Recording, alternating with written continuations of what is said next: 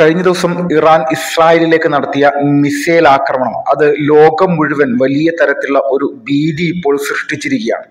Israel എന്ന് പറയുന്ന ഒരു രാജ്യത്തെ സംബന്ധിച്ച് ഏത് രാഷ്ട്രവും അവർക്കെതിരെ ഒരു നിലപാടെടുത്തു കഴിഞ്ഞാൽ അത് വലിയ തരത്തിൽ തിരിച്ചടി നൽകുന്ന രീതിയിലേക്കുള്ള ഒരു വലിയ സംവിധാനമുള്ള ഒരു രാഷ്ട്രമാണ് എന്ന് എല്ലാവർക്കും അറിയാം. അപ്പോൾ ഇറാനെ പോലെ പശ്ചിമേഷ്യയിൽ മോശമല്ലാത്ത രീതിയിലുള്ള ഒരു സൈനിക സംവിധാനമുള്ള ഒരു രാഷ്ട്രവുമായിട്ട് യുദ്ധത്തിൽ ഏർപ്പെടാനുള്ള ഒരു സാഹചര്യം വന്നു കഴിഞ്ഞാൽ ലോകത്തെ മുഴുവൻ രാജ്യങ്ങളെയും ഇത് വലിയ രീതിയിൽ തന്നെ ശ്രദ്ധിക്കപ്പെടുത്തുന്ന ഒരു കാര്യമായിട്ട് മാറുമെന്നുള്ളതിൽ തർക്കമില്ല. ഇപ്പോൾ പല രാജ്യങ്ങളും ഇസ്രായേൽ ഇറാനുമായി ബന്ധപ്പെട്ടുകൊണ്ടുള്ള ഈ ഒരു യുദ്ധ സമാനമായിട്ടുള്ള സാഹചര്യം ഇത് പൂർണ്ണമായിട്ടും മുന്നോട്ട് കൊണ്ടുപോകാതെ പരമാവധി ഇതിനെ അനുനയിപ്പിച്ചുകൊണ്ട് ഈ പ്രശ്നം പരിഹരിക്കാൻ വേണ്ടിയിട്ടുള്ള ഒരുപാട് കാര്യങ്ങൾ ചെയ്തുകൊണ്ടിരിക്കുകയാണ്. പക്ഷേ ഈ സമയത്ത് ശക്തമായിട്ടുള്ള തിരിച്ചടി ഇറാന് നൽകുമെന്നുള്ള പ്രസ്താവനയുമായിട്ട് ഇസ്രായേലിന്റെ പ്രധാനമന്ത്രി ബെഞ്ചമിൻ നെതന്യാഹു കഴിഞ്ഞ ദിവസം കൂടി മുന്നോട്ട് വന്നിരിക്കുകയാണ്.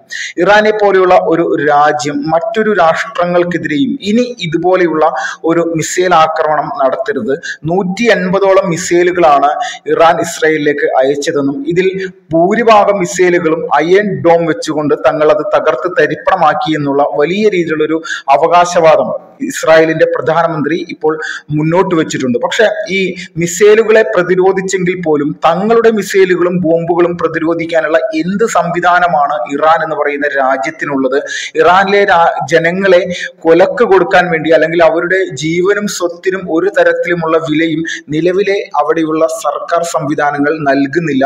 അവരെ സംബന്ധിച്ച് അവരുടേതായിട്ടുള്ള ഭീകരവാദ ഗ്രൂപ്പുകളെ വലിയ രീതിയിൽ പാലൂട്ടി വളർത്തുക എന്നുള്ള നയം മാത്രമേ ഇറാൻ എന്ന് പറയുന്ന രാജ്യത്തിനുള്ളൂ. അപ്പൊ അതുകൊണ്ട് ഇറാനിലെ ജനങ്ങൾ 1% പോലും ഈ പറയുന്ന ഇറാൻ ഭരണകൂടത്തെ പിന്തുണക്കരുത്. പിന്തുണച്ചു കഴിഞ്ഞാൽ അതിനുള്ള പ്രത്യാഘാതം എത്രത്തോളം വലിയ രീതിയിലായിരിക്കുമെന്നുള്ളത് നിങ്ങൾക്ക് കണ്ടു കാണാം എന്നുള്ള രീതിയിലേക്കുള്ള വലിയ രീതിയിലുള്ള ഒരു വെല്ലുവിളിയാണ് ഇപ്പോൾ ഇസ്രായേൽ പ്രധാനമന്ത്രി നടത്തിയിരിക്കുന്നത്. അപ്പോൾ എല്ലാ തരത്തിലും ഇറാൻ എന്ന് പറയുന്ന രാജ്യത്തെ സംബന്ധിച്ച് അവർക്ക് ഇനി മുന്നോട്ട് പോകാൻ ഒരു തരത്തിലുമുള്ള സാധ്യതയുമില്ല. കൂടാതെ ഇറാനെ സംബന്ധിച്ച് അവരുടെ ആണവ കേന്ദ്രങ്ങൾ വലിയ തരത്തിലൊരു സുരക്ഷിത മേഖലയിലാണ് ഇരിക്കുന്നതെന്നുള്ള ഒരു കാഴ്ചപ്പാടൊന്നും ഇറാന് പോലുമില്ല.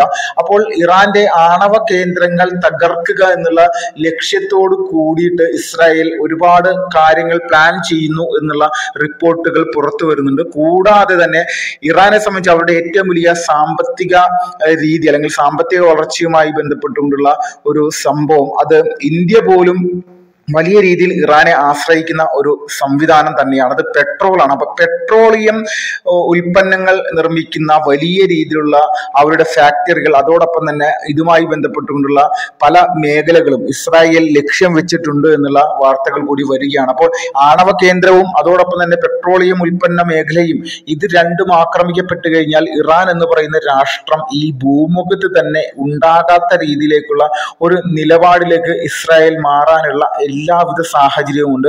അവരെ സംബന്ധിച്ച് ഒരു ജൂതന്റെ ജീവന് 1000 മറ്റ് ആളുകളെ 1000 ശത്രുക്കളെ ഇല്ലായ്മ ചെയ്യുന്ന തരത്തിലേക്കുള്ള നിലപാടുള്ള ആളുകളാണ്. അപ്പോൾ അവരെ സംബന്ധിച്ച് അത്രയ്ക്ക് വലിയ രീതിയിലുള്ള ഒരു പ്രതികരണം അത് ഇറാനെതിരെ ഉണ്ടാകണമെന്നുള്ള ഒരു ആഗ്രഹത്തിൽ തന്നെയാണ് ഇപ്പോൾ മുന്നോട്ട് പോയിക്കൊണ്ടിരിക്കുന്നത്. അപ്പൊ ഇസ്രായേലിനെ സംബന്ധിച്ച് ഇസ്രായേൽ നിരന്തരമായിട്ട് പല ഭീകരവാദ രാഷ്ട്രങ്ങളുടെ ഭാഗത്തു നിന്ന് ഒരുപാട് ഭീഷണികൾ നിരന്തരമായിട്ട് നേരിടുന്ന ഒരു രാജ്യമാണ്. അത് സിറിയ ആണെങ്കിലും ലെബനൻ ആണെങ്കിലും വെസ്റ്റ് ബാങ്ക് ആണെങ്കിലും പല രാജ്യങ്ങളും. ഇപ്പൊ പാലസ്തീനെ സംബന്ധിച്ച് നമ്മൾക്ക് എല്ലാവർക്കും അറിയാം ഇത് ഒരു ഭീകരവാദ രാഷ്ട്രമാണെന്നുള്ളതിൽ ആർക്കും ഒരു തർക്കവുമില്ല.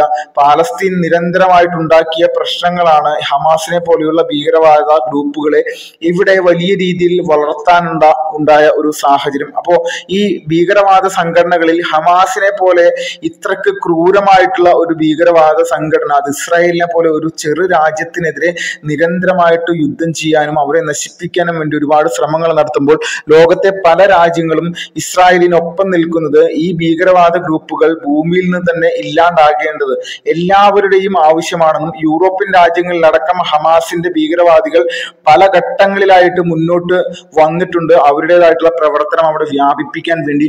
അത് പ്രധാനമായിട്ട് നുഴഞ്ഞുകയറ്റക്കാരും അതോടൊപ്പം തന്നെ അഭയാർത്ഥികളുമായിട്ട് മറ്റു സ്ഥലങ്ങളിൽ നിന്ന് വരുന്ന ആളുകളുടെ ഉള്ളിലേക്കാണ് ഈ ഭീകരവാദ ഗ്രൂപ്പുകൾ ഗ്രൂപ്പുകൾ അവരുടെ സ്വാധീനം ഉറപ്പിക്കുന്നതിനായിട്ടുള്ള ആശയ പ്രചരണത്തിന് മുന്നോട്ട് വരുന്നു. അപ്പോൾ എത്രക്ക് വലിയ രീതിയിലുള്ള ആക്രമണ പദ്ധതികൾ ഇസ്രായേലിനെതിരെ ഏത് രാജ്യവും എടുത്താലും അതിനെ പ്രതിരോധിക്കാനുള്ള സംവിധാനം ഇസ്രായേലിനടുത്ത് ഓൾറെഡി ഉണ്ട്.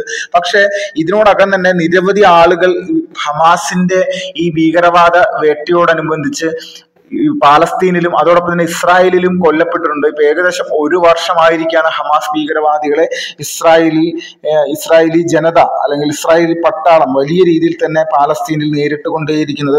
അപ്പോൾ ഇത് നിരന്തരമായിട്ട് നമ്മളെ സംബന്ധിച്ച് ലോകത്ത് ഇസ്രായേൽ ഒരു ഭീകരവാദ രാഷ്ട്രങ്ങൾക്ക് എതിരെ നിൽക്കുന്ന ഒരു രാജ്യമാണെന്ന് ബോധ്യപ്പെടുത്തുന്ന തരത്തിലേക്കുള്ള നിലപാട് തന്നെയാണ്. പക്ഷെ ഇത് അംഗീകരിക്കാൻ കേരളമടക്കമുള്ള പല സ്ഥലങ്ങളിലെയും പല രാഷ്ട്രീയക്കാരും സാമൂഹിക നിരീക്ഷകരാരും തയ്യാറാകുന്നില്ല.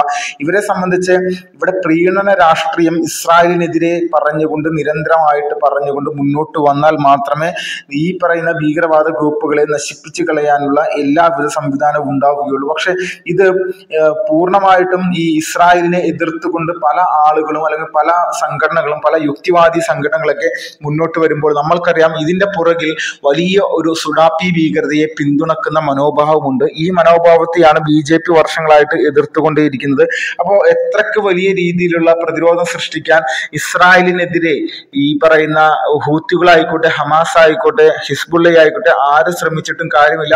അത്രത്തോളം വലിയ ട്രെയിൻഡ് ആയിട്ടുള്ള വലിയ സംവിധാനങ്ങളോട് കൂടി പ്രവർത്തിക്കുന്ന ഒരു സംവിധാനമാണ് അല്ലെങ്കിൽ ഒരു വ്യത്യസ്തമായിട്ടുള്ള ഒരു സൈനിക ടീമാണ് ഇസ്രായേലിനുള്ളത് എന്നുള്ളതിൽ തർക്കമില്ല. അമേരിക്കക്ക് പോലും വലിയ രീതിയിലുള്ള സൈനിക പരിശീലന സംവിധാനങ്ങളും അതോടൊപ്പം തന്നെ ടെക്നിക്കലായിട്ടുള്ള പല കാര്യങ്ങളും ഇസ്രായേലി ജനതയാണ് അവരുടെ ബുദ്ധി ഉപയോഗിച്ചുകൊണ്ടുള്ള കാര്യങ്ങളിലൂടെയാണ് എല്ലാം മെച്ചപ്പെടുത്തി മുന്നോട്ട് കൊണ്ടുപോയിക്കൊണ്ടിരിക്കുന്നത്. അപ്പോൾ ഇതിനോടകം തന്നെ ഈ ജൂതന്മാരായിട്ടുള്ള ഇസ്രായേലി പൗരന്മാർക്ക് വലിയ സ്വീകാര്യത ലോകം മുഴുവൻ ലഭിക്കുന്നുണ്ട്.